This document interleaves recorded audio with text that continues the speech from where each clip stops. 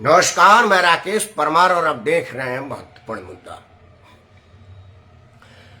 महत्वपूर्ण मुद्दे में आज सबसे महत्वपूर्ण विषय यह था कि बिहार में जातीय जनगणना पर सुप्रीम कोर्ट के सुनवाई में केंद्र सरकार के वकील ने कहा है कि जनगणना का काम केंद्र सरकार का है, किसी भी राज्य सरकार के अधिकार में जनगणना का काम नहीं है। मुझे नहीं लगता कि केंद्र सरकार को कहने की क्यों जरूरत पड़ी, क्योंकि राज्य सरकार अगर लालू प्रसाद के नेतृत्व में चलेगा तो वो कानून से चलेगा। या केंद्र सरकार के वकील ने समझा कैसे, यही बात मैं नहीं समझ पा रहा हूं। खैर, उससे भी ज्यादा हास्यास्पद स्थिति आई कि राजद प्रवक्ता झा साहब ने, मनोज कुमार झा उनका नाम है, दिल्ली विश्वविद्यालय में सुना है कि प्रोफेसर है। हालांकि उनके बातचीत से लगता है कि वो स्कूल भी गए हैं कि नहीं, मुझे बड़ा संदेह है, लेकिन प्रोफेसर यह कहा जाता है। मेरे एक मित्र का छोटा भाई है, वो कह रहा था कि नहीं मनोज झा जी अध्यापक हैं।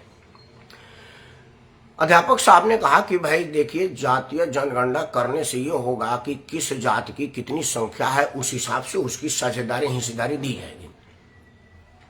हंसने का एक मौका मिला। ब्लड प्रेशर के पेशेंट को हंसना चाहिए, और वैसे भी आजकल हंसी मिल कहाँ रही है। अब एक राजनीति ही ऐसा जगह रह गया है जहां के बयानों से आदमी कुछ हंस लेता है। मनोज झा के बयान से भी मुझे बड़ी हंसी आई, मैं ठठा के हंसने का मन किया, क्योंकि अगर यह बात होती तो सबसे पहले मनोज झा को इस्तीफा देना चाहिए, क्योंकि झा कम्युनिटी बिहार के बस एक कुछ जिलों में ही सीमित है। पूरे जिलों में ब्राह्मण की, मतलब पूरे देश भर में, दुनिया भर में अगर झा है तो वो बिहार के एक दो जिलों का ही ब्राह्मण झा लिखता है, नहीं तो बाकी जो ब्राह्मण होते हैं वो पांडे, तिवारी, दुबे वगैरह वगैरह लिखते हैं। तो सबसे ज्यादा कम जनसंख्या वाले तो झा साहब ही हैं। तो झा साहब को तो नैतिक आधार पर, वो मैं क्षमा चाहूंगा, अगर नैतिकता होता तो वो राजद में ही क्यों होते, नैतिकता होता तो वो राजनीति में ही क्यों होते।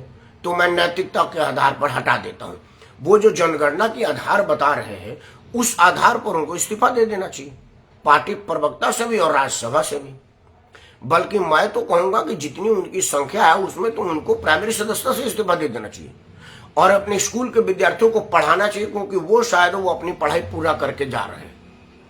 लेकिन संगत से गुण होते हैं, संगत से गुण जात। जिस संगत में झा साहब रहते हैं उसमें इसी तरह की अनप शनप बयानों की उम्मीद की जाती है, क्योंकि वहां पर सिर्फ बयानवीर ही होते हैं। खैर, बयानों की बात आ रही है तो बेबुद्धि वालों की कमी राजनीति में है नहीं। बिहार का एक अशिक्षित मंत्री, जो बिहार का शिक्षा मंत्री भी है, उसने रामायण को चैलेंज किया था, कुछ शब्दों पर ऑब्जेक्शन किया था।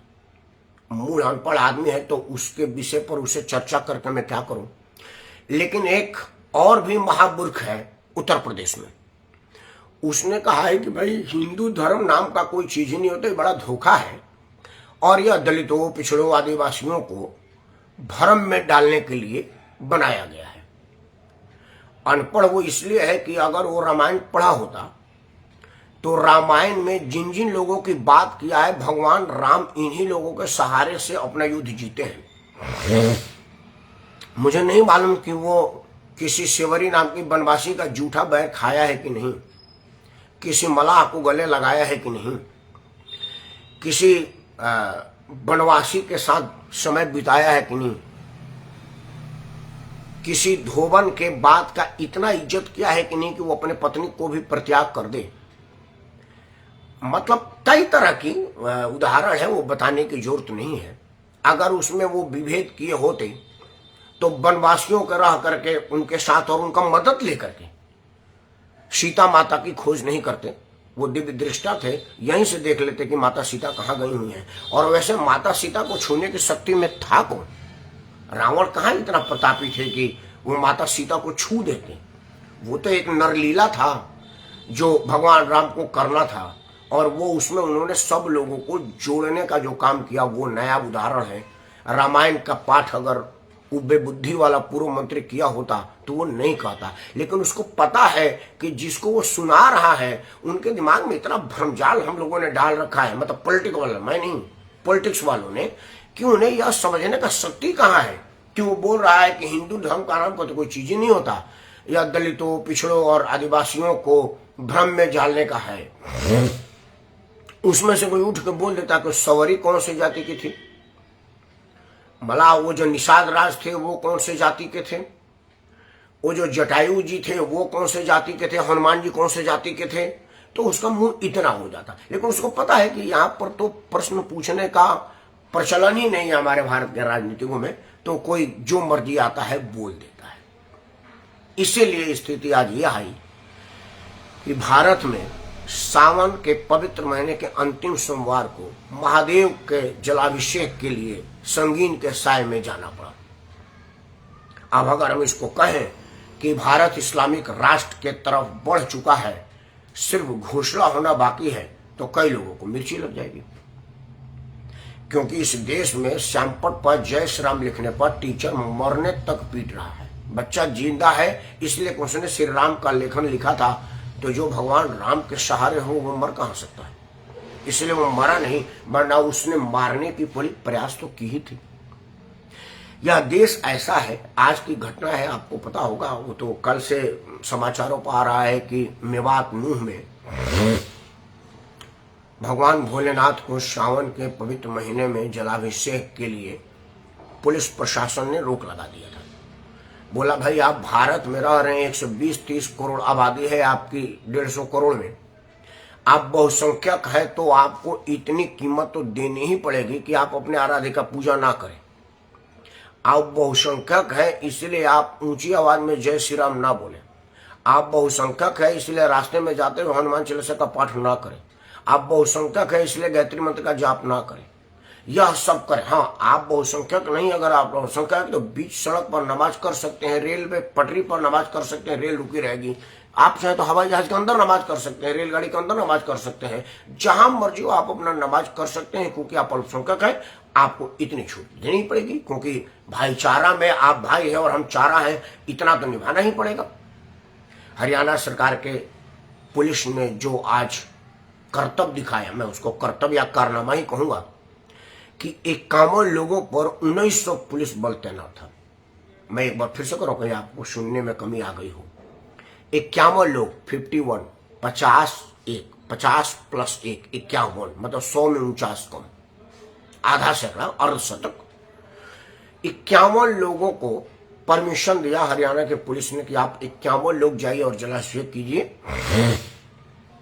और आप पैदल नहीं जा सकते, महादेव का आराध्य का नाम लेके नहीं जा सकते, आप बस में ठूस के जाएंगे और बिल्कुल मुंह छुपा के जाएंगे जैसे आप कोई कुकर्म करने जा रहे हैं।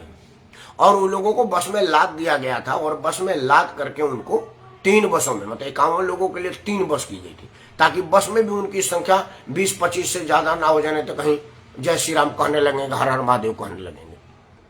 उनको हर हर महादेव कहने का हिम्मत वो मंदिर के अंदर हुआ, रास्ते में महादेव नहीं कह पाए, रास्ते में हाथ निकाल करके बाहर ऐसे हिला करके अभिवादन नहीं स्वीकार किए। उनको बसों में ठूस करके एक तरह से गिरफ्तार करके और मंदिर में फेंक दिया गया। वो लोग गए और जलाभिषेक का कोरम पूरा किया और फिर उसी बस में लाद करके बॉर्डर के बाहर फेंकवा दिएगा। यह है भारत में भारतीय लोगों के साथ भारत के पुलिस से सुलूक, जबकि कहा जाता है कि 130-140 करोड़ में 120-125 करोड़ हम हैं, और स्थिति यह है। कल्पना कीजिए कि अगर यह बात आज ईद होती, आज जुमे का नमाज होता, आज ताजिया निकलने का बात होता, मुहर्रम का जुलूस होता, तो दुनिया के कोई पुलिस यह बात सोच सकने की स्थिति में होती कि भाई हम आपको ताजिया के जुलूस नहीं निकालने देंगे क्योंकि आप अल्पसंख्यक हैं, आप दूसरे के भावना आहत होगी। क्या कोई पुलिस प्रशासन सरकार हिम्मत कर सकती थी, हिमाकत कर सकती थी, सोच सकती थी यह बात? सोचिएगा जरूर। तो क्या सरकारों ने यह समझ लिया है कि सत्य सनातन धर्म मानने वाले हिंदू पूरा नपुंसक है, इनमें ताली बजाने के अलावा और कुछ नहीं कर सकते, गाली बजाने के अलावा कुछ नहीं कर सकते, गाल बजाने के अलावा और कुछ नहीं कर सकते? क्या सरकारों ने यह मान लिया है, या आपने अपने कर्तव्य से, अपने मनसा कर्मणा वाचना ये बता चुके हैं कि आप कुछ नहीं है, जो मर्जी आए आपको लतिया के चला जाएगा? यह हो रहा है। मेरे बात में अगर कोई लगे किसी को मैं भड़काऊ बोल रहा हूं तो उसको बुरा लगे तो बुरा माने, क्योंकि मैं बुरा मानने के लिए ही कह रहा हूं, क्योंकि मुझे बुरा लग रहा है। आपको याद होगा आदरणीय मुरली मनोहर जोशी तिरंगा यात्रा निकाले थे, जो अभी लाल चौक है, जो तिरंगा से पाट दिया गया था 15 अगस्त को, जहां पर 30-40 साल के बाद ताजिया का जुलूस निकला था, मुहर्रम का जुलूस निकला था, मतलब मुसलमान का भी जुलूस नहीं निकल पा रहा था। वह आतंकियों ने मुसलमानों का भी जुलूस निकलने की परमिशन नहीं दी। इस स्थिति में, इस वातावरण में, जब आज आई 370 हटने के बाद, तो वहां पर उस वक्त तिरंगा फहराना मतलब बहुत बड़ा काम था। पाकिस्तान पर विजय फतह करने जैसा मुश्किल काम था। हालांकि पाकिस्तान पर विजय आसान है, मिलिट्री को छोड़ दिया जाए 20 मिनट के अंदर पाकिस्तान पर विजय पा लिया जाएगा, लेकिन वो उससे भी ज्यादा दुरूह काम है भारत के अंदर ही तिरंगा फहराना। मुरली मनोहर जोशी जम्मू कश्मीर के सीमा तक तो चले गए, लेकिन सीमा पर वो तत्कालीन कांग्रेस सरकार ने उनको कहा कि भाई आप रास्ते से नहीं जा सकते, आपको हेलीकॉप्टर में ठूंस करके और लाल चौक पर उतारा जाएगा और बस अंदर से ऐसे ऐसे झंडा करके और फिर वापस आपको भगा दिया जाएगा। और ये सब पूरा क्रिया 5 मिनट के अंदर निपटा दिया गया। और जोशी जी खुश होकर मैंने तिरंगा फहरा दिया और सरकार खुश होगी कि हमने तिरंगा फहरवा दिया। हुआ कुछ नहीं था। आज सीन वही मुझे याद आ गया। अब तब कांग्रेस की सरकार थी, आज भाजपा की सरकार है, केंद्र और राज्य दोनों जगह पर। अब इसको मैं किस रूप में लूं और इसकी जिम्मेवारी किसको दूं? हंसी आती है कि 51 आदमी की सुरक्षा में 1900 पुलिस वाले लगाए गए थे। अगर 1900 की जगह 200 पुलिस वाले भी उस दिन लगा दिए गए होते तो ये जो सैकड़ों लोगों की जान चली गई, ये जो हजारों लाखों करोड़ों रुपए का नुकसान हो गया, कई लोग बेघर हो गए, बुलडोजर की क्रिया के बाद कई लोगों का घर गिरा दिया गया, और जो समाज में खाई बन गई वो कितने दिन के बाद पटेगी यह अनुमान नहीं लगाया जा सकता। यह सब नहीं होता।